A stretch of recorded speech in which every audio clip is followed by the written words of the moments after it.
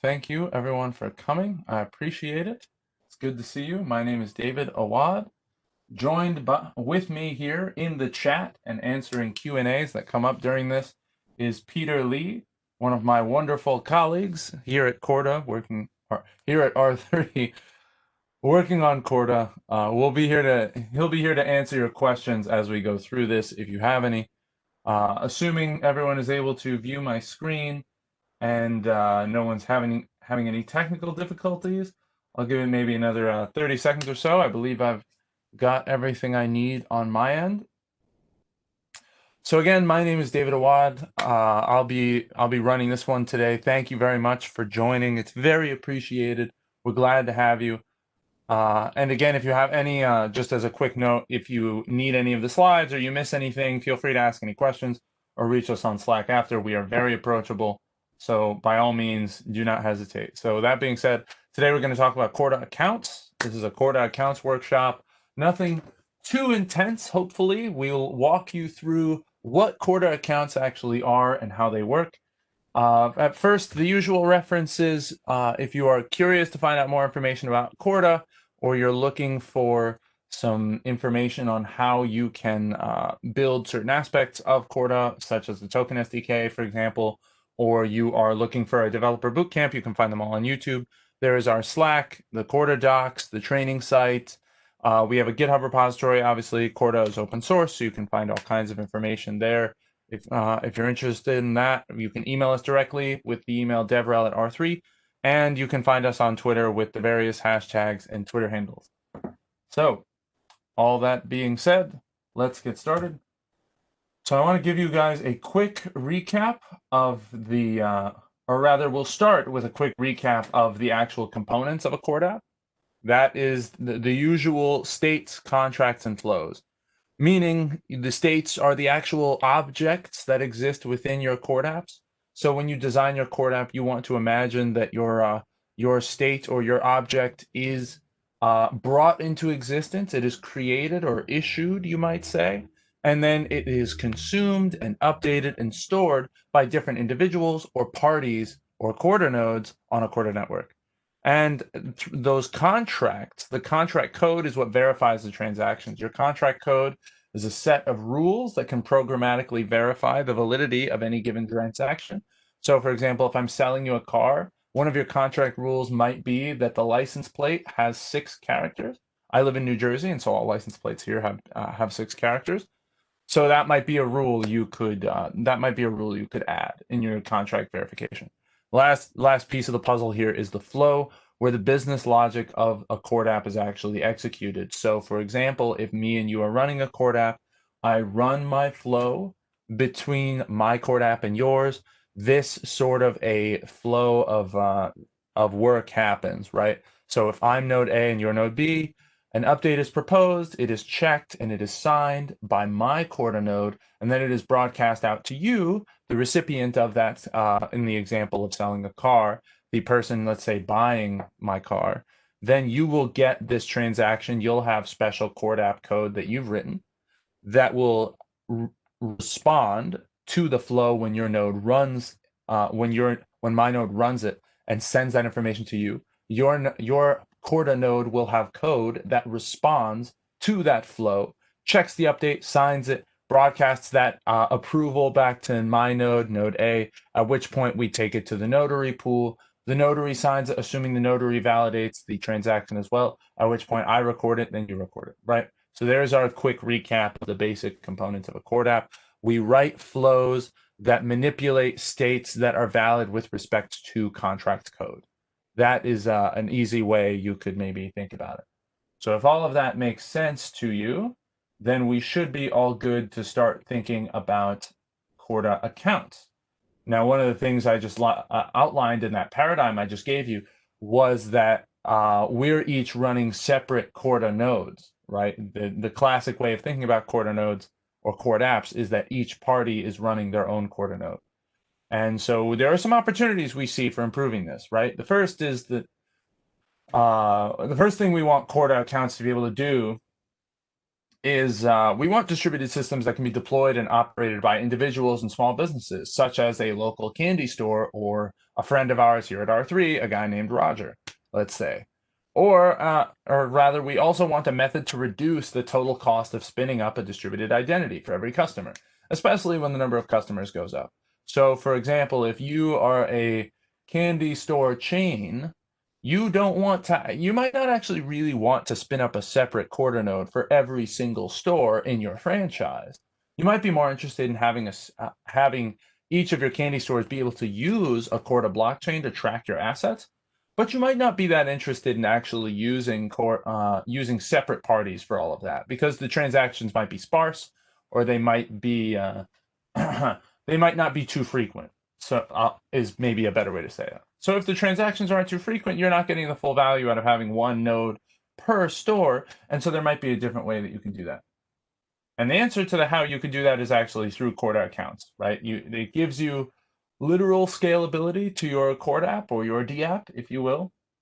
And so what Corda accounts does more clearly is it creates the ability for you to have a single Corda node and isolate your vault, right? In the normal circumstance where I have a car and that car is at my dealership, I might have that single car in a single vault. But if I want to sell that to someone else, that person has to have a separate Corda node, and that person will store the car in their vault.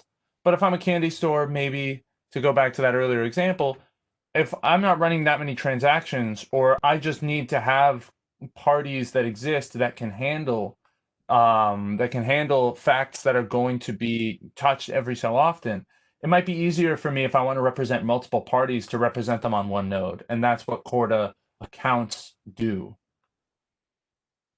So hopefully that's clear, and it'll start to become clear a little earlier. But essentially, that one singular node that you're paying for can now represent multiple entities in transactions. Instead of having to have multiple Corda nodes, you can have a smaller number of Corda nodes that just have vaults. So this is a better representation of that idea. This vault internally inside of any given node has those multiple accounts, and the public keys are actually managed separately as pairs, excuse me, by the nodes themselves. That being said, one of the really nice features worth highlighting of this is that we actually bypass one common limitation of many distributed ledger technology systems, which is that each node can only represent one entity. This is a bit of a classic problem that a lot of people have talked about. And it does introduce some limitations that you will find because in order to build this in a way that is scalable, that is actually safe for you, there are some interesting limitations you'll find. If you look in the documentation, you'll notice that we're still working out some pieces of implementing this, for example, with a hardware security module. But we can talk more about that on Slack after the fact.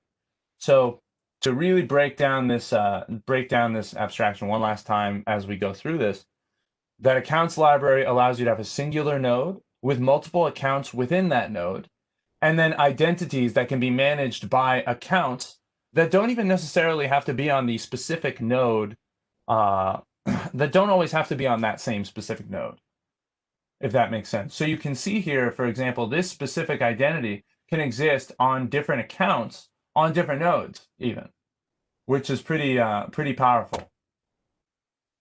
So I'll give you one more way to visualize this. Here's node A's vault. You can see here that there's account 1 and account 2, and then there are other entities that are just normal classical Corda entities. They have no accounts associated. They run only on node A. So in this mock database, we see that the node has some blocks of data. And this is pretty much exactly what happens to the database when you're using the accounts library. The design data block is tagged with accounts, and the accounts are really just hashes or user IDs that you can tag onto a data block. So the key management service manages the storage of those public-private key pairs. And again, those are just hashes and user IDs. That's that kind of third level. So at the top of this, there are actual facts or artifacts or states, data stored within the node's vault. Some of them have accounts associated, some of them don't. And the ones that have accounts at this second level are just placed or mapped with the identity service of an account on a node with a key and a hash. And then that key management service stores these key pairs. And this is all internal. So we're just outlining here how this works for you. But you, as far as being a developer is concerned, you most of the time are only going to be worried about this level of abstraction. You only need to know that you can create accounts that will have separate pieces of data. And that identity service will manage the mappings between the keys and the account information. So utilizing these accounts in your CorDapp just equals tagging block data with an extra tag, right? And that will make it easier for you on the other side as well for filtering your data on the other side of this. When you've started running transactions for a while, you'll now have an additional way that you can filter them, whether you're doing bulk queries or if you are using H2 or something like that, and just directly making SQL queries on your Corda nodes database. So I'll break for a couple of questions here, just in case there are any. And I'm going to take a quick sip of water.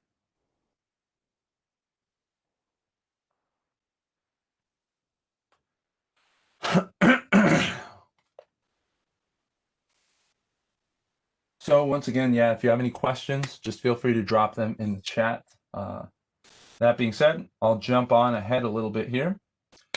So some important distinctions that I want to make. If you have used Corda classically, then there's some differences you might feel as you start building this, so I'll clarify them here. Accounts are not the same thing as Corda identities.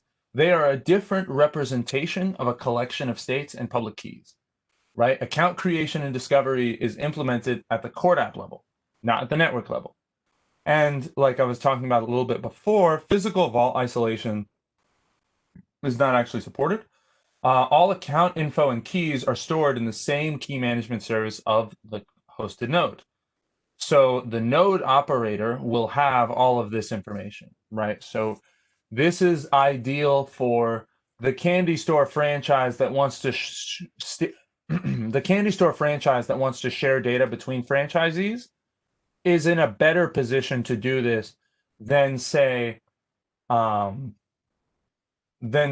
two people who want to save money by running a single Corda node and sharing accounts between the two, because the operator of the Corda node will be in an advantaged position.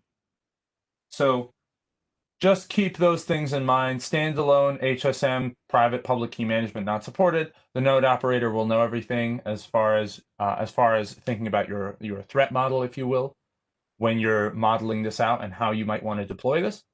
And just that accounts are not Corda identities. Those are really the key details to keep in mind. So now that we've got all that groundwork laid out, what can we actually do with this? Well, one thing you can get out of it is a simple 3-node network can operate with a lot more flexibility and a lot more granularity as well. So you can have node-to-node transactions, account-to-account transactions, and account-to-node transactions, right? So node A could have a series of more granular accounts that exist here, and node B could have no accounts, but node C could have just 3. And those accounts can transact freely between each other. You can also have intra-account transactions on the same node. So if your finance department wants to validate a transaction from your marketing department for an expense, for example, you can do that through intra-account transactions on node A. I should give an honorable shout out to the Corda membership attestation features that will enable you, those are recent as of 4.6, that will enable you to actually specify who can see which accounts on which nodes.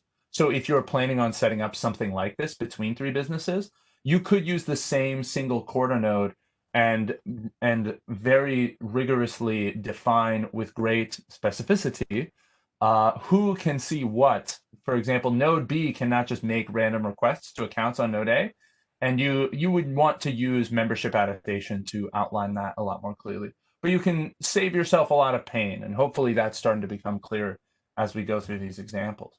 So just some other use cases Peter and I have come up with that might be good to get some inspiration. Custodianship accounts, for example, hosting a few of your own customers on a given node. For example, if you're a bank account or you run a digital brokerage or something like that, Or if you're an application that involves multiple teams in a large company, you can isolate sensitive information from unrelated departments.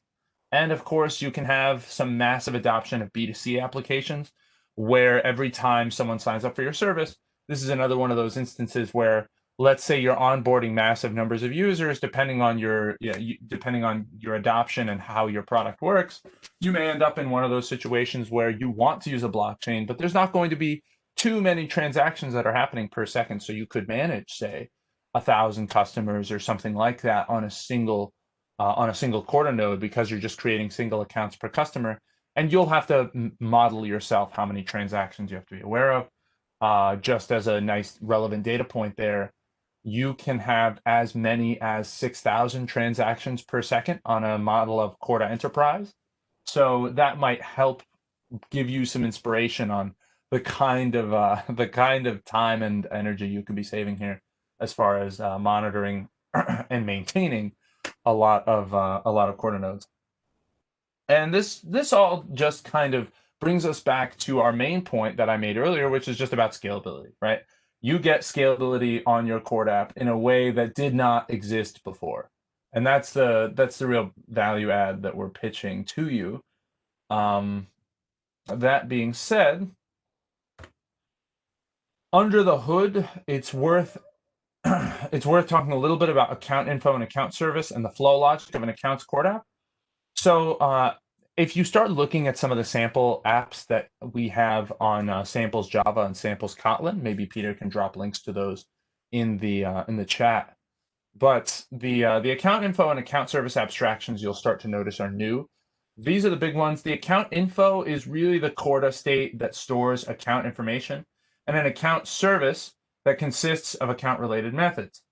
So the logic of that accounts CorDapp is going to be prior to initiating your flow, you're going to create an account, you're going to share it to a counterparty, you're going to, within your flow, self-request a key, request a key from that new counterparty, set the account's keys as state participants, self-signs the transaction with the account key, and then collect signatures of the target accounts.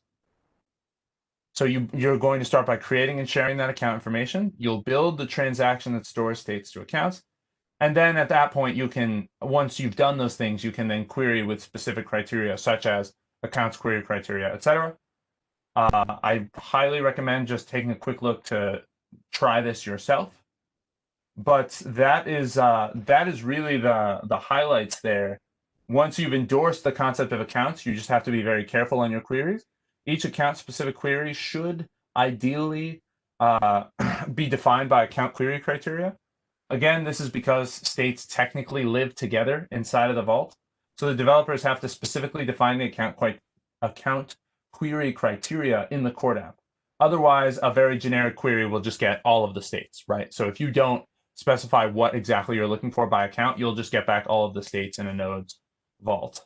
And bringing back to that other point that if you are running node A, just be aware that that node operator has access to all of the states on the node. So as far as examples of this, take a look at the Java samples and Kotlin samples. We have a couple of apps that are worth looking at that will show you how to do this. Also worth mentioning the Corda account source code, also open source. You can find that on GitHub. So the three main apps we've got built for this are the supply chain CorDapp. It mimics a supply chain transaction where the deal is incorporated among different teams in companies on both sides of the trade. Something kind of like that Node A and Node C example I was talking about earlier, where you've got multiple accounts in Node A and then multiple accounts in Node C. That it models something closer to that. That's probably going to be of the most interest, I think, to most people who are going to be using accounts, but that's just me. So take a look at that. Tic-Tac-Thor, a very lovingly named CorDapp built by built along with the help of a employee at R3 named Thor. This CorDapp recreates tic-tac-toe. It demonstrates how you can use linear state transactions between cross-node accounts. That sounds scarier than it is. Linear state transactions most of the time are just transactions that update with time. So this will give you a good example of how you could tie a front end to a CorDapp and update a state with time, that state being the tic-tac-toe board. The last one being the World Cup ticket booking CorDapp. This will demonstrate a kind of hypothetical ticket booking system that's using the accounts library and the token SDK. So this is a nice, more advanced one if you want to get to a little bit further of a point with your CorDapp development. If you're just getting started with accounts, though, I think Tic-Tac-Thor and Supply Chain are going to be the ones to do. So if all of that makes sense, then you've pretty much heard everything from me that I've got to tell you about. Obviously, if you are interested, I would recommend you take a look at our Corda certification prep course we're going to be running in a week from now on the 19th. And like I said earlier, please do take a look at the references: training.corda.net, slack.corda.net, docs, our GitHub. You can always email us and reach us on Twitter. And our YouTube channel is always available for you if you want to find videos like this one. We have another accounts bootcamp that is on there that me and Peter did as well. So you can take a look at all of those things. Just a quick loving shout out to the developer training that is new. So do feel free to take a look at that if you're going to pick just one of these things. Check out the developer training site. We're really happy about it. So if all of that makes sense, then I would like to ask you to please take a look at the Corda certification prep course. We're really excited to give people an opportunity to be prepared for that exam. It's pretty intense, but we definitely give you the resources. And if you need help or are thinking about doing the Corda certification, just reach out to us on Slack. You can find me at David Awad, and Peter is at Peter. Or I think it might be at Peter_R3, something like that. You'll definitely be able to find us, don't worry. So thank you for watching. Once again, please do feel free to connect to us on the various socials. There's LinkedIn, our Twitter. You can register for the Slack if you have any questions about anything I talked about here today on slack.corda.net and our developer training. So I think that is everything I have to tell you guys. I want to thank you all for your time. For me, it is a Thursday evening. So I will be on Slack, and Peter will be in the chat if you all have any other questions. But other than that, I will call it a day, unless unless anyone has anything else. I'll maybe give it an extra minute or two in case there's anything. But otherwise, we can call it.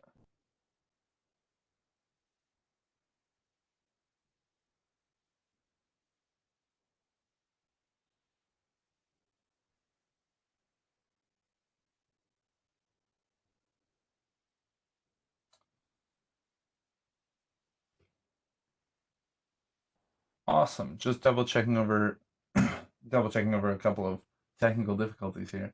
But I think I'm all good. And based on what I'm able to tell, I think Peter has answered all of the questions. So I will thank everyone for your time. Appreciate the private questions, the public questions, the chat messages, and we will look forward to seeing you all on Slack. So thank you very much.